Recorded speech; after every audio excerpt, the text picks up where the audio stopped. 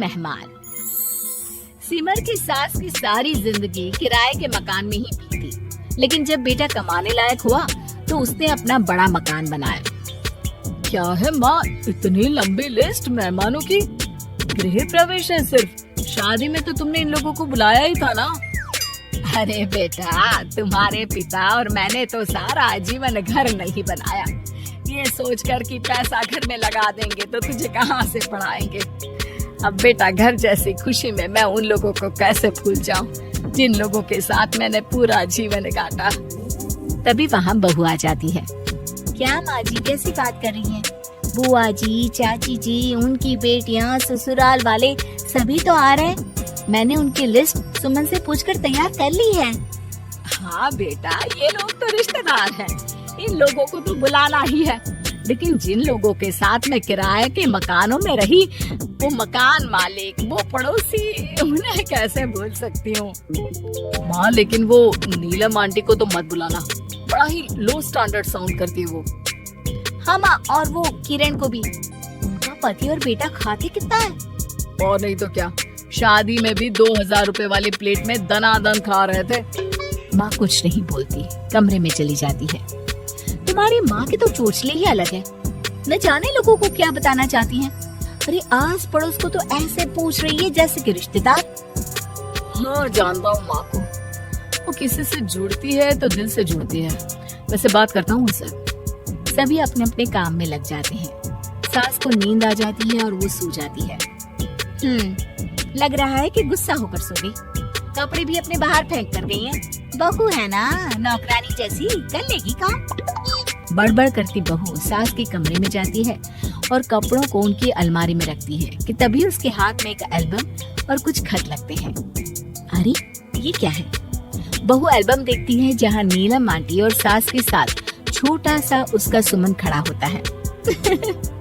इनके बचपन की फोटो। वो सारी फोटो देखकर जब खत को खोलती है तो वो किरण का होता है। बहू खत पढ़ने लगती है। खत में लिखा होता है, तू पैसे की चिंता ना कर, सुमन की पढ़ाई में कोई कमी ना हो, हम पड़ोसी नहीं बहने हैं। तभी सास जग जाती है। अरे बहू, क्या हुआ? कुछ चाहिए था क्या? बहू बात घुमा देती है। माँ जी, वो इनकी फोटो देख रही थी नीलम आंटी के साथ। कितनी सुंदर लग रही है ना आंटी। हाँ, दिखा तो जरा फोटो। बहू सास को फोटो देती है। सास फोटो देखकर कहती है, याद आता है, तेरे ससुर जी तो थे नहीं, काम के लिए 10 दिनों के लिए शहर से बाहर गए थे। जब बेटा होने वाला था तब नीलम आंटी और अरुण अंकल ही थे। आंटी बेचारी रात भर मेरे साथ बैठी रही, तो अंकल भाग भाग कर दवाई का इंतजाम कर रहे थे। बेटे के होने के बाद भी जब तक मैं घर नहीं आई मेरे पास ही रहे। रिश्तेदार तो आए थे मुंडन में 10 दिनों के बाद। बहू सुनकर खुश होती है। तभी नजर खत पर पड़ती है। माँ, ये किरण आंटी को आपने पैसे वापस कर दिए? हाँ, वो भी समझ कैसे कैसे किए मैं ही जानती हूँ। सुमन की पढ़ाई के लिए पैसों की जरूरत थी। रिश्तेदारों ने तो साफ बोल दिया था कि किसी होटल में काम पर लगा दो। कई लोग बर्तन धोने के साथ पढ़ाई करते हैं, लेकिन किरण आंटी, उन्होंने अपने बुढ़ापे के लिए बचाए हुए पैसों को सुमन की पढ़ाई के लिए दे दिए। यानी कि आज ये जो कुछ भी है वो किरण आंटी के कारण ही ना? हाँ बहू, ऐसे ऐसे पड़ोसी हुआ करते थे जो किसी रिश्ते के नाम से नहीं बल्कि अपनेपन से भरे थे। फिर सास का बोलने का रुख तीखा हो जाता है। और फिर भी देख, सुमन इन लोगों को भी नहीं बुलाने दे रहा है। माँ, मैं बात करती हूँ, ये लोग सिर्फ आएंगे ही नहीं, हम लोगों के साथ रुकेंगे भी घर में, रिश्तेदारों की तरह। सास बहू बेटे से पूछकर एक एक घर जाकर पड़ोसियों को एक दिन रहने का न्योता दिलाते हैं। और फिर वो दिन भी आ जाता है जब घर में गृह प्रवेश होता है। अरे हम लोगों का कमरा कहाँ है? बड़ा कमरा देना हम लोगों को, खुला खुला। सुमन परेशान हो जाता है कि वो क्या करे, कहाँ किसका सामान रखे, कि वहीं किरण पड़ोसन आ जाती है। अरे सुमन, परेशान ना हो बेटा, हमारे कमरे में रख दो उन लोगों का सामान, हम तो तेरी माँ के साथ ड्राइंग रूम में एडजस्ट हो जाएंगे। और हमारा कमरा कहाँ है?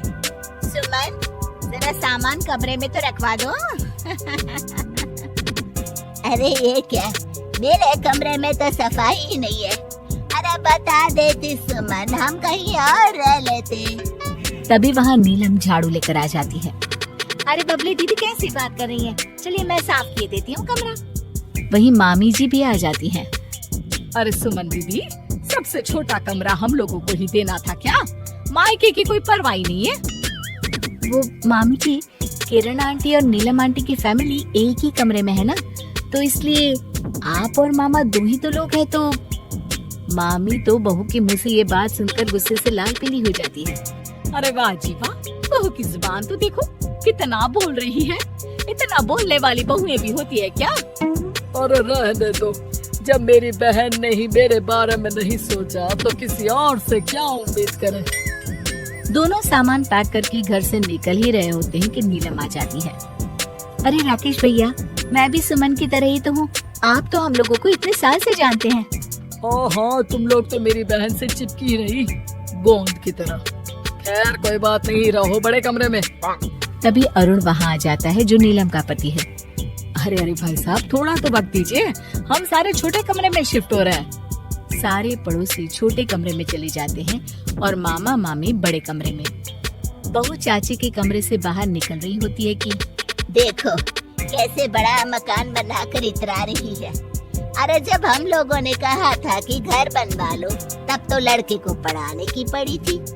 इतना पैसा रखी थी, महंगे कॉलेज में पढ़ाया, तब बात मानी होती तो सस्ते में मकान बन जाता।